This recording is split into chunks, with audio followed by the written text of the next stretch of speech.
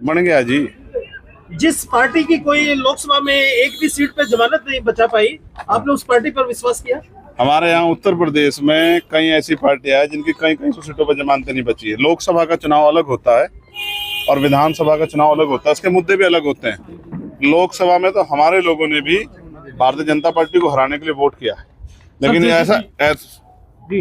ऐसा नहीं है कि इस बार वो अपने संघर्ष करने वाले साथियों को अकेला छोड़ देंगे। हम उन्हीं के बीच में रहते हैं। उनका आशीर्वाद जिस तरह से पिछली बार भाजपा को हराने के लिए दूसरी पार्टियों को मिला था, इस बार वो आजाद समाज पार्टी उस अलायंस को मिलेगा, ऐसा मेरा भरोसा है। देखो भाई, ऐसा है जिस सब राजनीति में बहुत लोग अपने अपने स्वार्थ हैं। हम वो लोग नहीं है जो पूरे भगत में हाथ छोड़ के चले जाए। जब हम किसी का हाथ पकड़ते हैं तो छोड़ते नहीं है। हम कोशिश करेंगे कि मेहनत करेंगे। अभी 1 महीना है, 1 महीने में तो बंजर भूमि भी उपजाऊ हो जाती है। हम लोग मेहनत करेंगे और लोगों से विश्वास समर्थन मांगेंगे। और फिर मैं आपसे कह रहा हूँ, मैं किसी के लिए सफाई नहीं दे रहा हूँ, मगर अगर कोई आदमी अपनी गलती को स्वीकार कर ले तो लोगों को उसके बारे में सोचना चाहिए। सर, लोकसभा में जेजेपी के सभी नेताओं का जेजेपी का विरोध हुआ, आपने किसानों का समर्थन किया, कैसे खड़ा कर पाएंगे? हम किसानों का समर्थन हमेशा करते रहेंगे, हम पहलवानों का भी समर्थन हमेशा करते रहेंगे। ये मैं आपसे फिर कह दूं, वो हमारी वैचारिक लड़ाई मुद्दे हैं।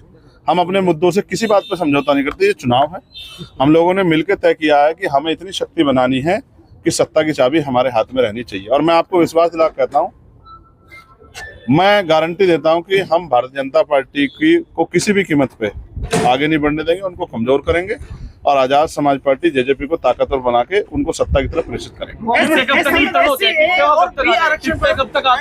आजाद जी का क्या?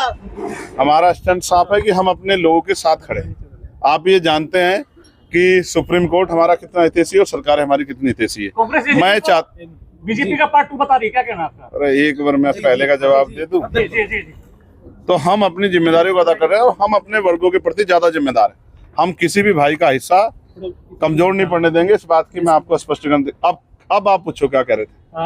टिकटों का वितरण कब तक होता है? पार्ट 2 बता रही है, क्या कहना आपका? ठीक है, अब अच्छी बात है। वो लोकतंत्र में इतनी तो आजादी होनी चाहिए, जिसका जो मन हो कह दो। टिकटों का वितरण वो तो हमारी बहुत सारी पार्टियों को, बीएसपी को भी वो इसी तरह के शब्दों से नवाजते हैं। मैं उन पर ज्यादा कुछ नहीं कहना चाहता। उनकी आपसी लड़ाई खत्म हो जाए, वो भी बहुत अच्छी बात। टिकटों में कब तक वितरण हो जाएगा? टिकटें कब तक आ जाएंगी? टिकटों का वितरण कब तक हो जाएगा? ये पार्टी के स्टेट लीडरशिप का फैसला है, ये मेरा फैसला है। कब आजाद हुआ? पार्टी जो है जब तय करेगी तब उस तरह से जो जींद पहुंचे राजनीति का गढ़ माना जाता है। जींद से जेजेपी की तरफ से आएगा या आपकी तरफ? आज पार्टी की मीटिंग थी और पार्टी की मीटिंग में ये तय हुआ है, जिंद हमारा गढ़ है, गढ़ था और गढ़ रहेगा। जिंद में हमने बैठ के तय किया पूरे स्टेट की लीडरशिप को बुला के कि इस चुनाव को कैसे लड़ना है। 11 को फिर और मैं फिर कहता हूँ, कोई भी पार्टी अगर यहाँ हमारे लोगों को इग्नोर करेगी तो उसको आने वाले समय में सबक सीखना पड़ेगा। मुख्यमंत्री नायब सैनी अपनी सीट डिसाइड नहीं कर पा रही कि वो कहाँ से चुनाव लड़ेंगे, करनाल से लड़ेंगे। असल विरोध तो भारतीय जनता पार्टी का यहाँ है। आप ये देखना कि जब मुख्यमंत्री ऐसा है, मुख्यमंत्री को नहीं पता कहाँ से लड़े और लोगों के क्या हाल होंगे, इस बारे में भाजपा को सोचना। कौन रहेगा? हमारा देखिए, एक सेकंड, हमारे प्रदेश अध्यक्ष जी, हमारे भीम आर्मी प्रदेश जी, हमारे प्रभारी जी और हमारी पार्टी की जो सीनियर लीडरशिप है और हम खुद, हम सबसे छोटे कार्यकर्ता हैं। हम लोग बहुत मेहनत करें, कोशिश करेंगे कि जो संघर्ष हमने किया है, चाहे पहलवानों के लिए, किसानों के लिए, मजदूरों के लिए और तमाम तरह से। आप ये भी जानते हैं, देश में एक ऐसी रेजिमेंट थी जिसका इतिहास युगों युगों तक लिखा जाएगा। उचाना के अंदर छत्र में बहिष्कार हुआ है। इसी समाज का दुष्यंत का गढ़ है, वहाँ पर उसे दुष्यंत चौटाला ने उनकी हेल्प नहीं की। आज भी वो गठबंधन से नाराज हैं। ठीक, अब मैं आगे अपनी बात का जवाब दे दूं जी।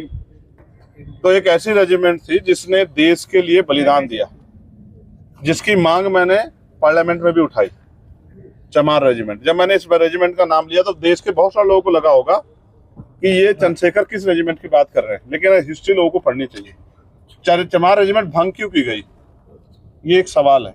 मैं डिबेट चाहता हूं, जो चाहता है करना। भंग इसलिए की गई क्योंकि वो सबसे बड़ी राष्ट्रभक्त जो है रेजिमेंट थी, जिसने ये तय किया कि वो रेजिमेंट रहते, नौकरी रहते, तमाम तरह से अवसर रहते, देश के दुश्मनों के साथ तो लड़ सकते, लेकिन देशभक्ति की भावना से आजाद हिंद फौज जो देश की रक्षा और देश के को आजाद कराने के लड़ रही थी, उसके साथ वो लोग कभी लड़ाई नहीं लड़ सकते, इसलिए उसको भंग किया गया। सेंट्रल गवर्नमेंट राष्ट्रभक्ति की बात करती है, भाजपा राष्ट्रभक्ति की बात करती है। राष्ट्रभक्ति की सबसे बड़ी मिसाल चमार रेजिमेंट को बहाल कराने पे वो लोग चुप क्यों हैं? मैं चाहता हूं सत्ता और विपक्ष इस बात पर स्टैंड क्लियर करे, क्या उस रेजिमेंट की उनको जानकारी है या वो चाहते नहीं चाहते कि हमारे इतने बड़े समाज का गौरव बहाल होना चाहिए, नहीं होना चाहिए। मैंने तो इसके अलावा भी गुजर रेजिमेंट, अजीर रेजिमेंट, सबकी बात की मांग की है, क्योंकि जातियों की रेजिमेंट बनी हुई है। मेहतर रेजिमेंट में बने, सब लोग सब रेजिमेंट बने, लेकिन मेरी ये मांग है कि जो पुरानी रेजिमेंट जिसको अंग्रेजों ने, सरकार कहती है कि अंग्रेजों के बनाए कानून हटा देंगे, तो अंग्रेजों ने जिस रेजिमेंट को भंग किया है, जिस रेजिमेंट को खत्म किया है, उस रेजिमेंट को बहाल करने में सरकार को परेशानी क्या है सेंटर की। मैं मुख्य प्रधानमंत्री से मांग करता हूं, अगर उन्होंने नहीं पढ़ी तो हिस्ट्री पढ़े। हमारे यहाँ तो इन्होंने, जिंद के लोगों ने करनाल में हमारा वो भी बनाया, सिंबल भी बनाया रेजिमेंट का। ये हरियाणा क्रांति धरती है और हरियाणा इतिहास लिखती है। मुझे इस बार भरोसा है कि हरियाणा इस बार भी इतिहास लिखेगी। अब आप कह रहे थे छात्र वाला मामला, मैं फिर कह रहा हूँ, जैसे जैसे हम यहाँ सभी भी आर्मी से जुड़े हुए हैं, वो भी आज गठबंधन से नाराज हैं। नाराजगी, एक सेकंड, छात्र वाले लोग यहीं आसपास भी हैं, यहीं खड़े हैं, और छात्र का ज्ञापन भी मेरे पास है। और छात्र वाले बताओ मेरे साथ हो या नहीं हो।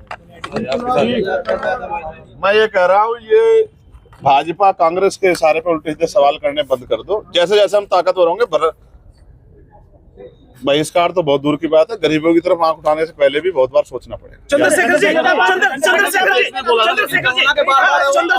आजाद हुए और कब गुलाम थे? चंद्रशेखर कब आजाद हुए और कब गुलाम थे? चंद्रशेखर आजाद तो, आजादी की लड़ाई में भी जो किरदार है चंद्रशेखर का, वो भी तब भी आजाद थे जब देश गुलाम था। आज का चंद्रशेखर तो आजाद था क्योंकि उस बाबा साहब अम्बेडकर ने संविधान के जरिए देश को आजादी दिला दी थी। आप